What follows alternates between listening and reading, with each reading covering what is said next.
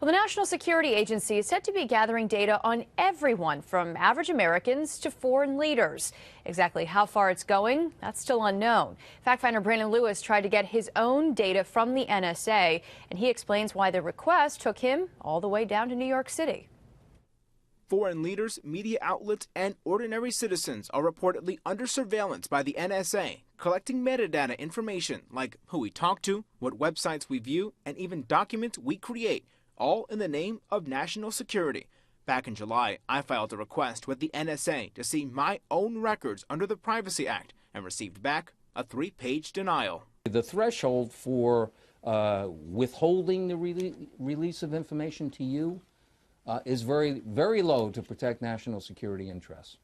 The denial cites several executive orders and the Patriot Act for reasons why I can't know the data the government may be collecting on me.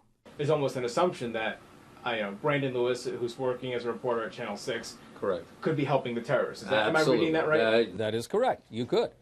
And at the same point, it is clearly demonstrated in executive order. It's vital to our intelligence, she wrote, and our national security interests. Where do you go with that then? The ACLU currently has a lawsuit against the NSA for what it calls overreaching spying. So we came to New York City to find out just how widespread it is. They have a file on everyone. The government tells us that they use a certain number of degrees of separation to collect information, but the technology experts tell us that for every person who they have in their sights, they are collecting perhaps 1 million individuals worth of data. The ACLU challenges the NSA program needs to be narrowly tailored, and denials like mine are unacceptable.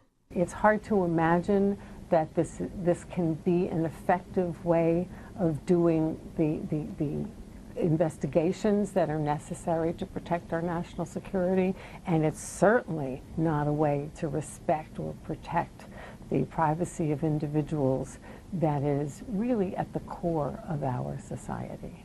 There is an option to challenge the denial, but it involves going to the FISC or FISA court, a federal court where proceedings are closed to the public. It's a careful balance. On the one hand, we got to stay secure. It's not an accident. We haven't had an al-Qaeda terrorist incident here since 9/11. The reason is our NSA is good. On the other hand, to be totally secret will lead to abuse. So there's got to be a balance, and I think making the FISA court public would create that balance. So far, those efforts have failed in Congress, but appeals such as the ACLU lawsuit could remove some of the secrecy surrounding surveillance. Transparency is a really important American value. We cannot hold our government accountable unless we know what our government is doing. Brandon Lewis, CBS 6 News.